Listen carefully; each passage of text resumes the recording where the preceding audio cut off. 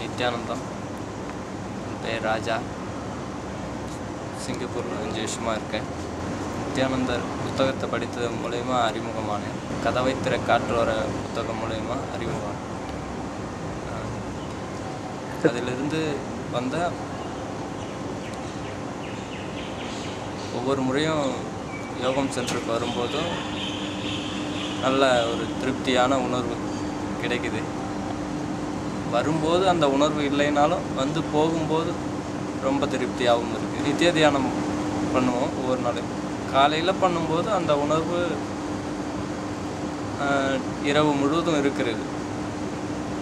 ஒரு நாள் காலையில் பண்ணும்போதும் அந்த உணர்வு நல்ல மிக தெளிவான உணர்வு மீண்டும் மீண்டும் இரவு முழுதும் நமக்குள்ளே மீண்டும் மீண்டும் மலர்கிறது.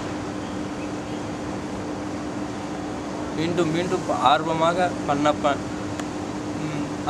மீண்டும் மீண்டும் பண்ண ரொம்ப உணர்வு தெளிவான மிகவும் சிந்தனை கிடைக்கிறது. எல்பிபி பண்ணும்போது மகாமந்திர தியானம் மிகவும் அருமையாக இருந்தது. அது மீண்டும் மீண்டும் இம் என்ற சத்தம் உள்ளே போய் உடல் முழுவதும் ஒரு விரிவடையும் ஒரு நிலை ஏற்படுகிறது. மீண்டும் செய்துவிட்டு 20 நிமிடம் செய்துவிட்டு பிறகு 10 நிமிடம் அமைதியாகும்போது மனநிலை மிகவும் அருமையாக இருக்கிறது. துக்ககரண தியானம் செய்யும் போதும் வெளியில் இருந்த வந்த கெட்ட எண்ணங்கள் அனைத்தும் உளறி தள்ளி விடுகிறோம்.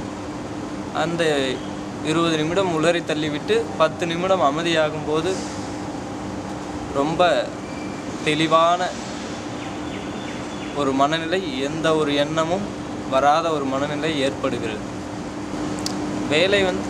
வேலை எலக்ட்ரிக்கல் ஓரளவுக்கு கஷ்டமான வேலை தான்.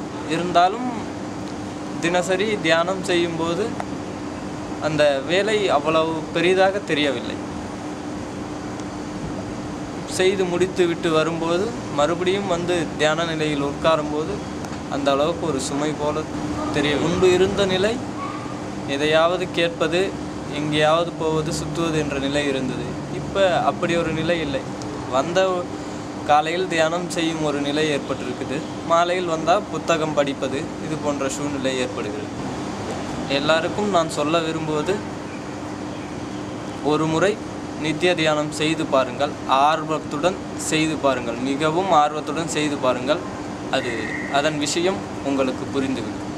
நித்திய தியானம் மீண்டும் மீண்டும் செய்யும்போது நம் வேலை, பிரச்சனை, பக்கத்தில் உள்ள உறவினர்கள் மற்றும் நண்பர்கள் கூட்டம் எல்லாம் நம்மளை நோக்கி அணுகி வரும்போது சாந்தமான நிலையோடு மற்றவர்களும் நம்மளை நோக்கி அணுகுவார்கள். நம்மளும் ரொம்ப அமைதியான நிலையை நோக்கி செல்கிறோம் என்ற ஒரு தெளிவு பிறக்கும். நித்யானந்தம்.